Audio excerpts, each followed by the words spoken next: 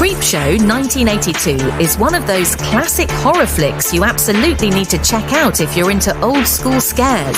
Seriously, it's a wild mashup of freaky stories, all cooked up by two legends. Director George A. Romero, the dude behind Night of the Living Dead, and writer Stephen King. If you ever loved those weird, creepy EC horror comics like Tales from the Crypt, you'll feel right at home with this movie.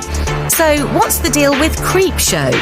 It's set up as 5 short horror tales, plus a little story that kicks off at the beginning and closes things out at the end. Every segment is its own little slice of supernatural revenge or twisted justice, and the whole thing is styled like you're flipping through a spooky old comic book.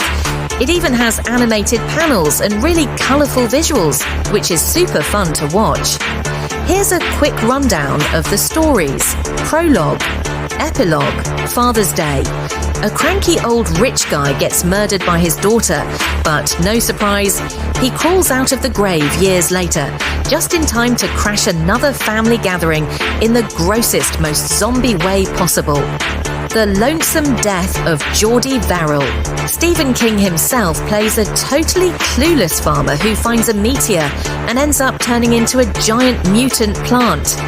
It's kind of sad, kind of hilarious, and totally weird. Something to Tide You Over, probably the most famous segment. Leslie Nielsen, the guy from Naked Gun, plays a psycho who takes revenge on his cheating wife and her lover, played by Ted Danson, in a super twisted way. And you better believe the ocean gets involved. The Crate. Some old crate from the 1800s gets discovered, and surprise, there's a monster inside. Cue the jump scares, mayhem, and way more blood than you'd expect. It's spooky and darkly funny at the same time. They're creeping up on you.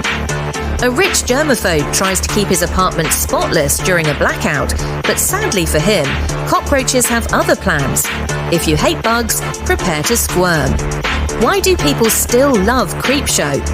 First off, you've got that killer combo of Romero and King, but it's also just a blast to watch.